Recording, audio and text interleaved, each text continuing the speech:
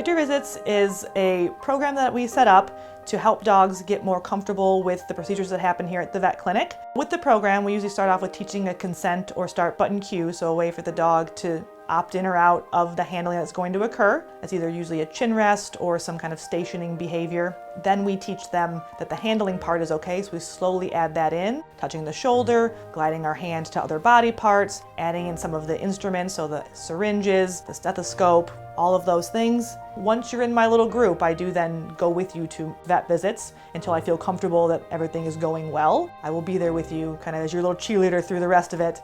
I think for a lot of years we force dogs to do a lot of things, right? We've said, you're just going to tolerate this, you're going to do this, when they do have feelings and concerns about it. And why not take those into consideration and help them feel better about it and be able to be an active participant in their own care.